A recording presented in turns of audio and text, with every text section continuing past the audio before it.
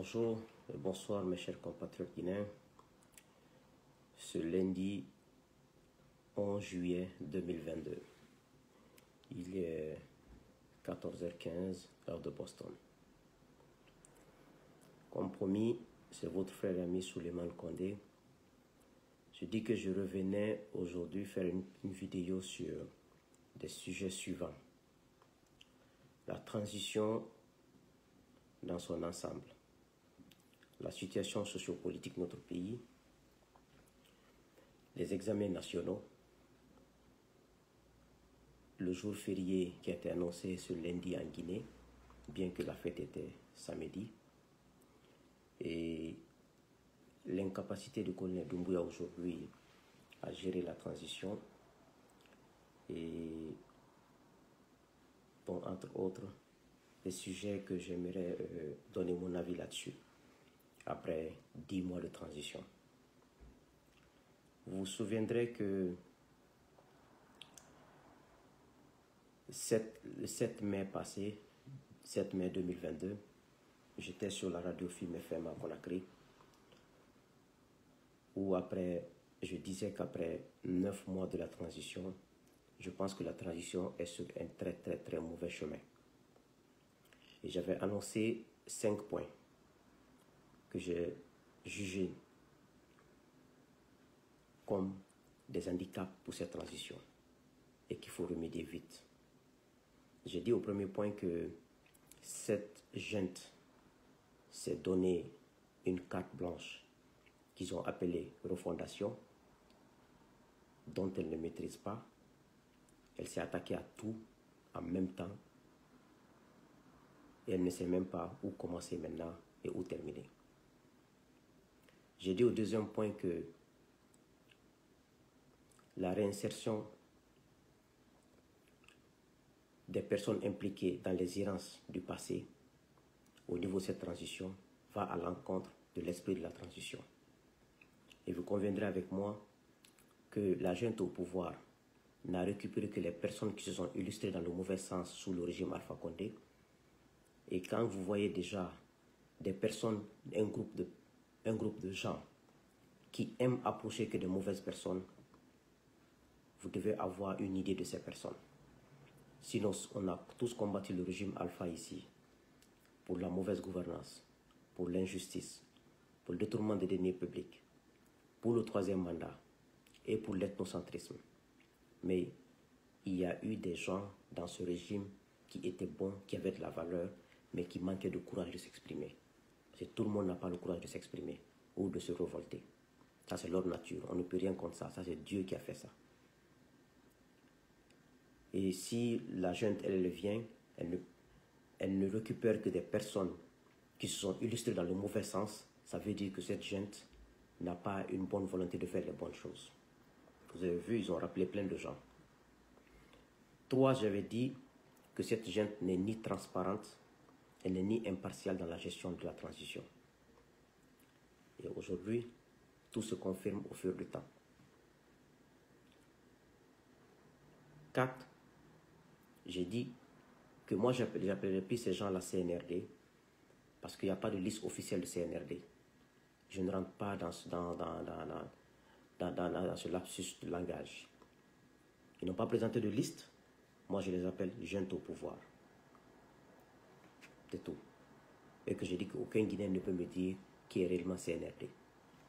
5, j'ai dit que le Premier ministre a un problème et que son gouvernement est rempli de gens qui ne peuvent pas aider cette transition.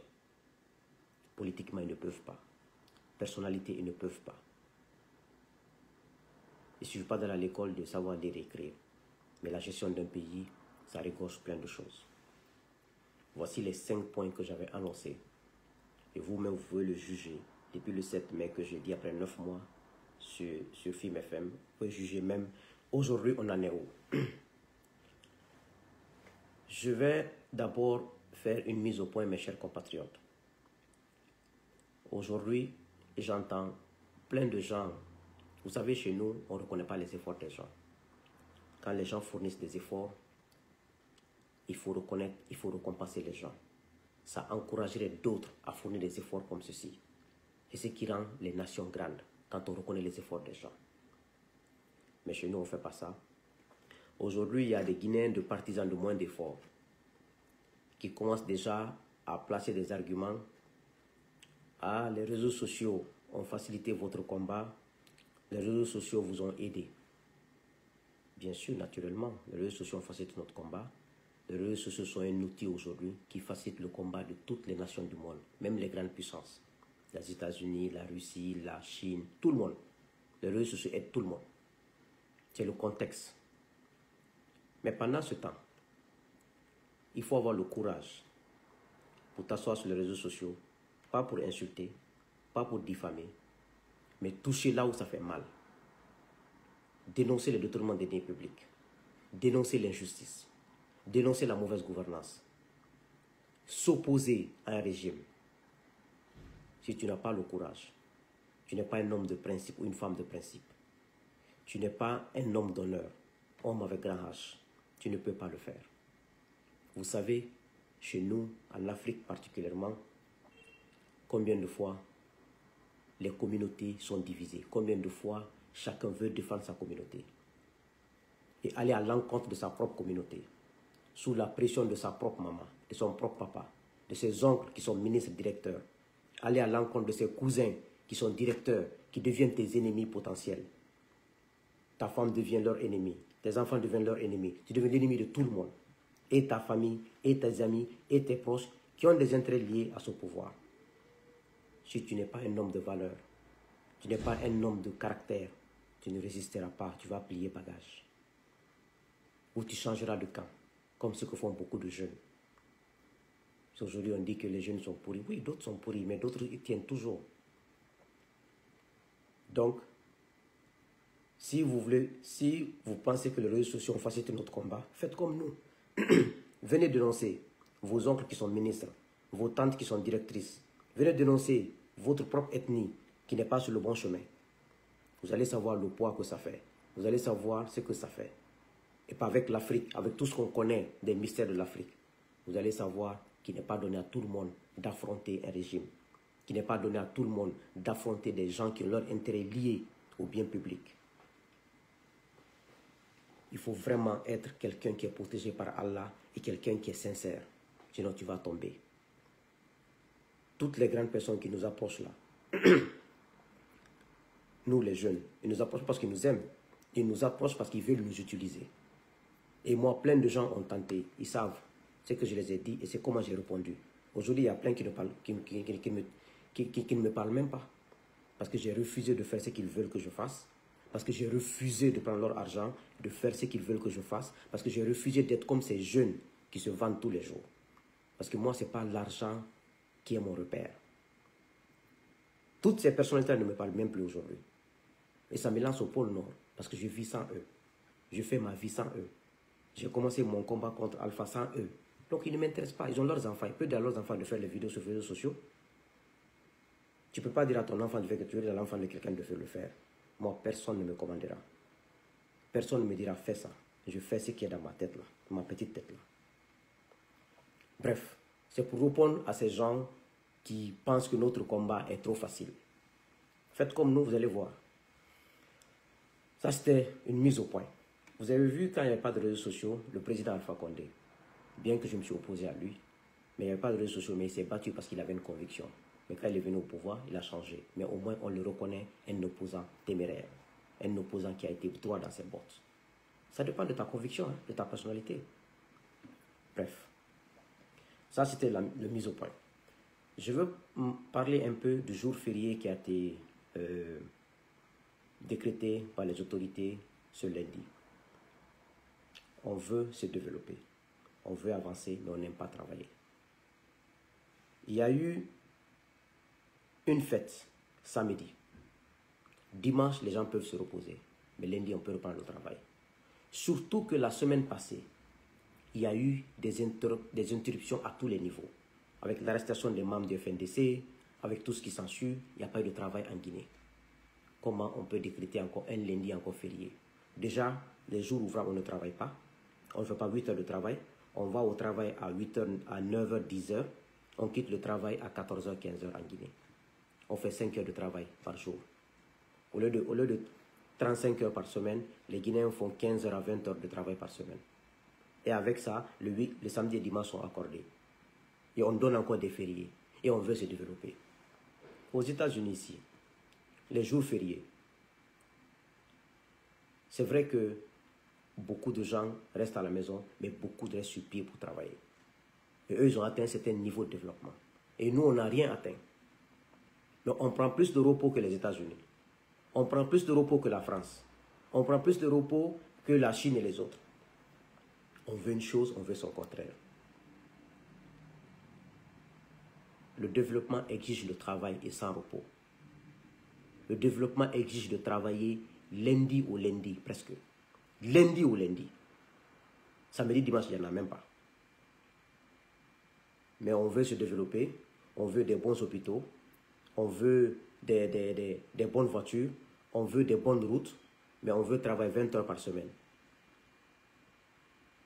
Donc dites-moi, dans quelle mesure nous allons développer? Dans quelle mesure? Donc c'est compliqué. Les examens nationaux. Ce que j'aimerais dire aux Guinéens, nous devons cultiver des valeurs pour dire à nos enfants, du primaire au collège, au lycée, à l'université, que l'échec fait partie du processus de réussite. Mais chez nous, on a transformé l'échec en une malédiction. Vous avez vu le dégât qu'il y a eu au niveau des examens nationaux cette année. La petite Sorona Savané qui s'est suicidée. Tout ça, c'est le problème de notre société. On pense quand quelqu'un échoue au brevet, à l'examen d'entrée en 7e, au bac, que c'est soit la personne est maudite, soit la personne ne travaille pas. Non. Tous les grands hommes du monde ont échoué dans leur vie. Tous les grands hommes du monde, ils ont été des entrepreneurs, qui ont été des grands sportifs. Ils ont commencé un projet, ils ont échoué. Ils ont commencé 2 projets, ils ont échoué. D'autres n'ont pas pu avoir leur examen. Mais il faut que nous apprenions dans ce pays à dire aux gens que l'échec n'est pas une fatalité. On peut échouer et se remettre en cause, encourager les gens. L'État devrait en principe montrer aux élèves qui échouent. Quand tu échoues, tu fais des cours de vacances, on reprend les mêmes matières. Tu bombardes les mêmes matières. Les enfants vont se sentir en sécurité. Mais quand un enfant se sent humilié quand il a échoué, quand un enfant pense, quand j'échoue, c'est la fin du monde pour moi. Et c'est une catastrophe pour notre nation. Avec les militaires au pouvoir cette année, le ministre de l'enseignement a passé sa vie à menacer les gens, à menacer les étudiants. D'abord, quand on dit d'abord examen pour un élève, pour un étudiant, il a même peur. Avant de rentrer en classe, on a tous été élèves. Les battements de cœur, même quand tu récites toute la nuit, tu révises toute la nuit. Quand tu rentres, il y a des moments de folie pour toi, tu te perturbes. Mais si on passe le temps à faire des menaces dans les radios, à faire des menaces dans les télévisions, à menacer tout le monde, ils ont peur avec les menaces, les examens leur font peur, en même temps, donc ils vont s'embrouiller. Au lieu de mettre des méthodes aussi sauvages que celles-là, apprenons à nos enfants, caressons-les, encourageons-les à faire la répétition, encourageons-les, on doit dire à nos enfants, à nos frères et sœurs, que l'échec est le chemin de la réussite. Il faut échouer pour se remettre en cause, parfois. Il faut échouer pour apprendre. Mais l'État ne fait rien. C'est pour ça qu'on ne veut pas les militaires au pouvoir. Parce que les militaires ne connaissent qu'on donne les ordres, on exécute, tout est oui ou non. Aucune pédagogie, aucune bonne manière. C'est les conséquences. C'est les conséquences, tout ce qu'on a vu dans les examens aujourd'hui. Même les téléphones qu'on a saisis. On pouvait utiliser les méthodes les plus simples. Vous avez interdit pas de téléphone dans les centres. Un élève qui vient avec son téléphone, vous saisissez son téléphone, vous mettez sur la table, l'essentiel qu'il ne peut pas s'en servir. Vous ne savez pas comment cet élève a eu des problèmes pour avoir ce téléphone. Comment ses parents ont grouillé pour donner ce téléphone à cet élève, pour qu'ils puissent joindre leurs enfants quand ils ne sont pas à la maison ou quand l'enfant sort de la maison. Après l'examen, vous remettez le téléphone à l'enfant. L'essentiel dans un examen, que l'enfant ne puisse pas tricher, ne puisse pas utiliser le matériel. Mais vous n'avez pas besoin de saisir, de brûler les téléphones. Tout ça, c'est des méthodes populistes. Tout ça, c'est faire du tort aux élèves. On n'a pas besoin de ça. Un élève qui sait, j'amène mon téléphone avec des copies dedans. Mais dès que j'arrive, on me retire, on met sur la table, on éteint. Quand on finit, on me remet. Je n'ai pas utilisé. Donc, ça, quel est important d'amener mon téléphone à l'école? Est-ce que vous avez besoin de brûler le téléphone de l'élève? Vous avez vu? Vous avez fait tout un tas de tintamarres, tout un tas de trucs. Les surveillants qui font des fautes. Quand ils font des fautes, les primes qu'ils doivent avoir, on suspend les primes. On n'a pas besoin, on les envoie en prison, on fait ça. On peut avoir des méthodes. Mais cette année, on a fait plus mal à l'enseignement guinéen. On a fait plus mal aux élèves guinéens que de les aider. Vous savez que chez nous, comment l'enseignement est abandonné. Et vous savez que pour reformer tout ça, ça demande du temps et ça demande de la pédagogie, ça demande tout. Vous venez, vous faites comme si... C'est ce qui vous trompe dans ce pays. Vous faites comme si vous avez fondé la Guinée. Et ce qui fait que votre transition, après 9 mois, vous pataugez. Vous ne pouvez pas aller, vous ne pouvez même pas bouger d'ici et de là. Vous n'avez ni la méthode, ni la manière. Vous faites, tout ce que vous faites, c'est dans l'amateurisme. Voici mon avis par rapport aux examens. C'est vrai qu'on doit y mettre des fonds. C'est vrai qu'on doit être rigoureux dans la gestion. Mais quand même, pas de la propagande quand même. Pas de menacer quand même ceux qui font des examens. Un mot avant de venir sur le cas de la junte au pouvoir et le cas de CNT. Les saletés dans les rues de Conakry. Pour dire, on ne réfléchit pas dans ce pays, surtout les gouvernants. On a combien de jeunes, milliers de jeunes de Guinéens qui sont assis dans toutes les communes de Conakry, du matin au soir, à faire du thé, à s'ennuyer, qui ne font rien avec leur diplôme dans la main. On dit que Conakry est sale. On peut transformer le nettoyage de Conakry en une structure la plus importante de la République de Guinée. En créant une structure importante avec des éléments des assurances maladie pour les gens. Quelqu'un qui travaille dans cette structure de nettoyage de Conakry, si tu es marié, un homme, toi et ta famille, vous êtes assurés 100% quand vous tombez malade. Une femme qui travaille là-bas, toi et ton mari et tes enfants, vous êtes assurés. On met les moyens à la disposition des jeunes. On donne des équipements. Au lieu que les jeunes passent 5 ans, 10 ans, après, en plus, le ramassage n'est pas seulement juste ramasser, c'est un travail administratif. Si on est sérieux dans ce pays, dans chaque commune, on peut avoir une structure bien organisée, des équipements bien fournis. Au lieu qu'un jeune passe 5 ans assis dans le quartier sans rien faire, ce jeune ou cette jeune femme peut être utile dans le ramassage des ordures dans Conakry, rendre la capitale propre. On peut même organiser un concours pour élire la plus belle commune ou la plus propre commune de la capitale. Tout ça, ça encourage. Mais ça demande pas d'être génie. C'est quand vous avez la volonté de bien faire, la volonté de faire bien un pays, la volonté de ne pas mettre la différence entre les citoyens d'un pays.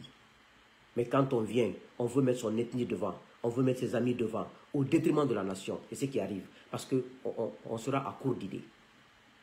Regardez tous ces jeunes qui sont assis et qui ne font rien. Et on dit que Conakry est sale. Et ces fonctionnaires qui passent tout le temps dans les ministères qui ne foutent rien, qui vont le matin, qui s'asseyent à 10 h, à 14, ils sont au téléphone, à 14 h, ils prennent leur sac, et ils prennent leur truc, ils rentrent à la maison. Aucun travail. Pourquoi on n'organise pas notre société en une société de travail? Au lieu de passer son temps à raconter des verbiages, du n'importe quoi sur les gens. Les gens vont au travail à Conakry dans les bureaux, ils passent le temps au téléphone. Voici un peu mon avis par rapport à ces histoires d'ordures. C'est pas sorcier. La junte au pouvoir. Mes chers compatriotes, mon avis dessus, après 10 mois, je le répète, Doumbouya ne peut pas gérer cette nation. Pas parce qu'il refuse, parce qu'il ne peut pas. Il n'a ni les compétences, il n'a ni les qualités. C'est un militaire. C'est un militaire qui a fait un coup d'État, il connaît les raisons. Namouri connaît les raisons, ils connaissent les raisons entre eux là-bas, eux qui étaient au pouvoir.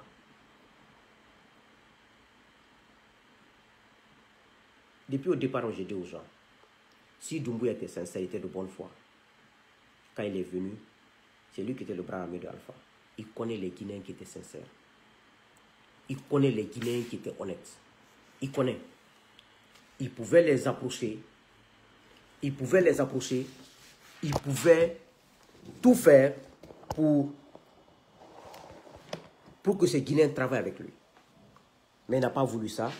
Il prend des gens, n'importe où, à travers le monde, à travers la Guinée, des partisans de moindre effort, il les amène.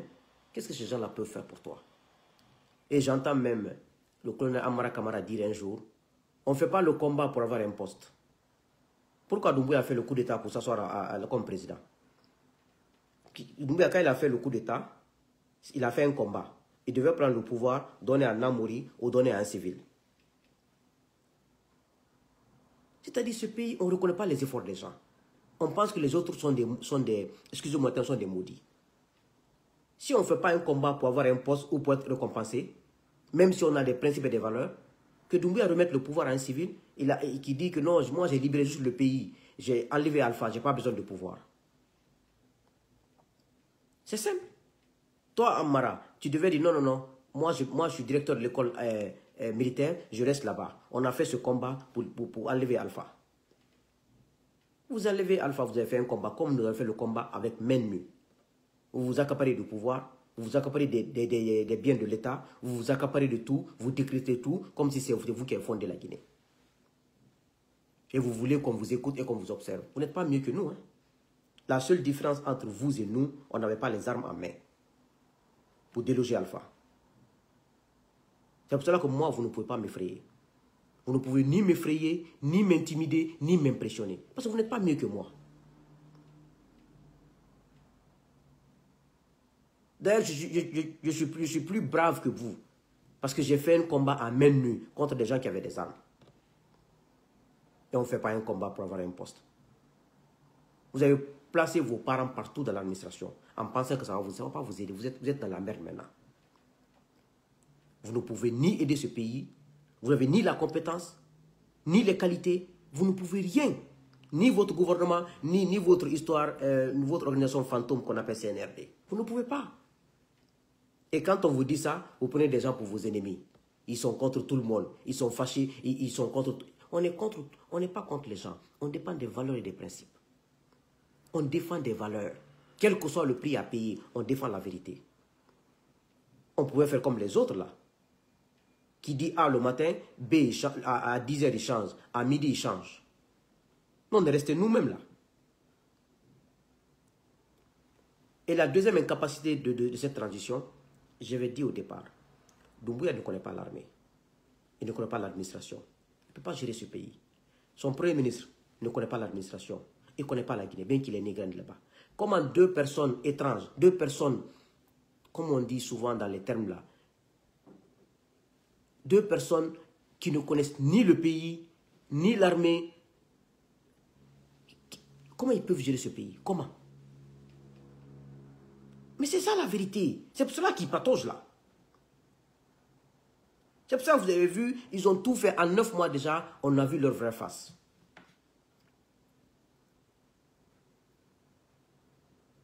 Doumbouya a deux choix.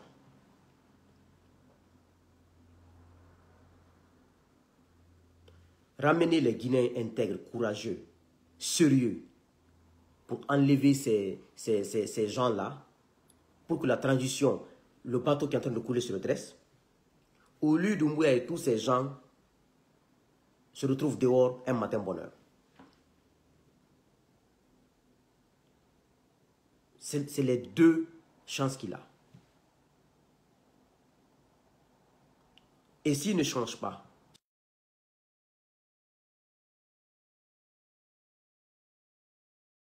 c'est mon écouteur qui a déconné quoi. Ça a commencé à truquer. Il ne fera pas 24 mois au pouvoir. Parce que là, il est vraiment coincé. Vous avez vu. Je vous ai dit depuis le 13 décembre qu'ils veulent manipuler le CNT. Ils ont mis le CNT en place. Si leur nommé dans ça était un homme respectable, Doumbouya n'allait pas oser, l'agent n'allait pas oser le le démentir comme ça. Il fait un truc, on lui dit non d'arrêter. C'est parce qu'ils savent comment il est venu là-bas. Vous savez, quand tu cours après un poste et qu'on court après toi, tu n'as pas le même respect. Dans la même situation, le Premier ministre est dans la même situation. Ils ont couru là-bas, ils passaient des journées là-bas, des jours là-bas, en train de poireter devant les militaires, avec toutes les humiliations possibles. On les a appris. C'est pour cela que quand ils parlent, on leur dit attention, c'est vous qui avez cherché le poste. Ce n'est pas nous qui sommes allés vous chercher. C'est la différence. Tous qui ont couru, qui sont partis pleurnicher là-bas, là, poireter devant les portes des militaires, ils sont là-bas. Ils ont quel respect? Parce que les militaires n'avaient pas besoin d'eux. C'est eux qui ont eu besoin des militaires pour venir s'enrichir. C'est ça la différence. Entre quelqu'un on court après et quelqu'un qui court après les gens. Vous avez vu comment ils sont aujourd'hui? Ils sont tous obligés d'accepter la merde. Doumbouya, soit il change ces hommes-là, il amène les hommes de caractère, des hommes de principe, des hommes de valeur, la transition prend de l'aile. S'il ne fait pas, il ne fera pas 24 mois, et lui, et tous ces hommes-là, ils seront dégagés un matin bonheur. Vous allez voir. Vous savez, dans notre pays-là, nous sommes dans un pays où nous, on défend des valeurs. Si ces valeurs-là profitent à quelqu'un d'autre aujourd'hui, tant pis. Parce que quand tu défends quelque chose, ça profite toujours à une personne. Ça s'appelle l'opportunité. Donc l'opportunité, chacun peut la saisir. Nous sommes dans un pays où la terre est souillée de sang. La terre guinéenne est souillée de sang de ses fils et de ses filles, par les régimes successifs.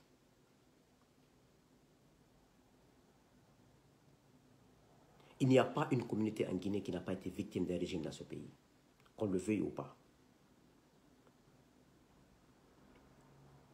Même si aujourd'hui, on condamne à perpétuité tous ceux qui ont commis des crimes dans ce pays, ça ne va pas ramener ces gens dont les parents réclament, dont les parents ne reverront plus. Et cette justice permettra juste aux parents d'accepter, mais et d'avoir un respect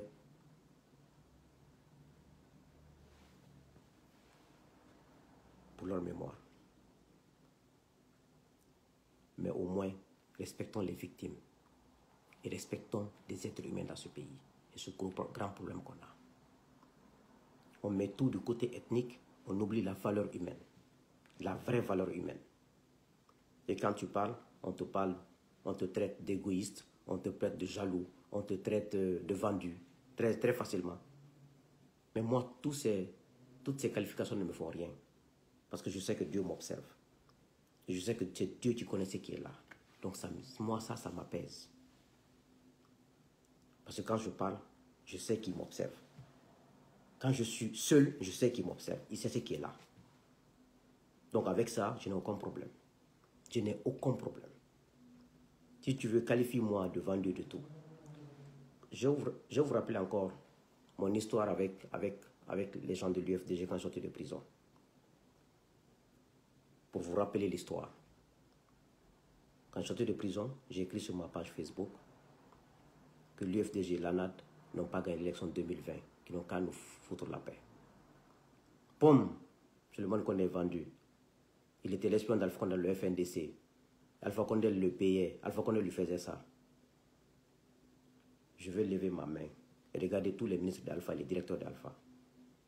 Si j'ai appelé quelqu'un un jour pour un service, même ceux qui étaient proches de moi, Dieu est témoin. C'est pour cela aujourd'hui, je peux les regarder en face, c'est eux qui vont baisser la tête. C'est la dernière chance où je pouvais tomber dans leur piège, c'est quand je sortais de prison, quand le ministre de la Justice, Moro Doumbouya, m'appelait au téléphone en prison, de faire tout possible par le canal de son directeur, il s'appelle quoi, Charles-Yves Maka, Charles Maka, un truc comme ça, le directeur des services pénitentiaires, là, de passer à son bureau. J'ai dit que je ne passe pas. Il a tout fait, j'ai dit que je ne passe pas. Ça, c'était la dernière chance. Je pouvais passer au bureau de Maurice Doumbouya, ministre de la Justice. Mais j'ai refusé. Et j'ai refusé de rencontrer qui que ce soit de ce régime. Mon téléphone, ils appelaient mon téléphone 50 appels en absence par jour. Mais je ne prenais pas d'appel. Parce que je ne voulais aucun contact. Je n'ai pas besoin de vous. On n'a pas les mêmes valeurs. Pourquoi je vais aller vous rencontrer? Et j'ai dit, on a dit que oui, Alpha m'a acheté. J'ai dit oui. Mais je reste ce que je suis. J'ai dit pourquoi l'UFDG n'a pas gagné l'élection de 2020. Je vous dis très clair. Le troisième mandat a été un projet satanique. Ils ont tué les gens. Ils ont fini l'économie guinéenne. Ils ont emprisonné les gens. Avec tout l'argent qu'ils ont amassé pour détruire les gens, pour avoir ce troisième mandat, ils ont mis leur constitution en place. Donc ils sont allés avec leur constitution aux élections. Vous pensez que ces gens-là sont fous de perdre les élections? Une constitution qu'eux ils ont rédigée à leur portée. Une constitution qui n'est pas profitable à la nation, mais profitable à eux qui sont au pouvoir. Et des structures mises partout. L'armée contribuée pour anéantir tout qui que ce soit. Vous, un parti, vous allez vous lever comme ça, là, affronter un pouvoir comme dans les urnes et aller voir le pouvoir. Pour moi, et jusqu'à la fin de ma vie, je défends le combat de l'UFDG partout. Mais l'élection de 2020, je regardais le président Cellou dans les yeux pour dire vous n'avez pas gagné les élections, vous n'avez aucun gagnant en 2020. Peut-être 2010, oui. 2015, oui. Mais 2020, non. Parce que c'est pour moi, c'est de l'incohérence. 2, c'est impossible de renverser Alpha dans les urnes. Au moins, il a confisqué la Constitution. Il a confisqué tout dans l'administration. Et les Guinéens pensaient que Alpha était éternel. Donc, ils allaient se tuer pour lui. Pour moi, c'est la logique. Je ne peux jamais croire à ça et je ne croirai pas. Et je continuerai à dire à l'UFDG et à tous les membres, peut-être que vous avez gagné en 2010, en 2015, mais 2020, vous n'avez pas gagné. Parce que c'est la constitution de Alpha qui était là-bas, c'est l'élection d'Alpha Condé, non l'élection de la Guinée. Il a organisé l'élection pour lui-même. Mais on m'a qualifié de tout. Moi, je suis dans ma logique. Ça ne m'a rien fait. Et je continue. Chaque fois qu'on fera du mal à l'UFDG, à ces gens, dans l'injustice, je m'opposerai. Mais l'élection de 2020, vous n'avez pas gagné. Parce qu'il n'y a pas d'élection. Pour moi, il n'y a pas eu d'élection en 2020. Il y a eu des tueries. Il y a eu des massacres. Il y a eu pillage économique pour organiser des élections pour rester au pouvoir à vie. Pour moi, c'est ça. Que Dieu continue à bénir notre pays. Que Dieu vous bénisse. Que Dieu fasse qu'on ose dire la vérité avec nos langues, même si on a tort. Que Dieu fasse qu'on puisse être juste, même au détriment de notre communauté. C'est tout ce qui peut nous aider dans ce pays. Mais voir la vérité, fermer les yeux dessus, accepter le mensonge pour protéger sa communauté, protéger son ethnie, protéger son ami, protéger son parent, notre pays n'ira nulle part. On va mourir tout un chacun, un à un. Nos enfants encore viendront encore dans ce mensonge. Je n'ai pas le monopole de la vérité ni du patriotisme, mais c'est ma façon d'être et c'est ma façon de dire ce que je pense. Qu'on m'aime pas, ça c'est Dieu qui sait. Et c'est Dieu qui décide ça. Colonel Mamadi Doumbouya, si vous ne changez pas, votre transition va tomber. Ni Allah, vous allez tomber. Mais si vous changez, peut-être vous avez une chance de sauver cette nation et qu'on aille aux élections tranquillement et qu'on aboutisse et qu'on donne le pouvoir à un civil.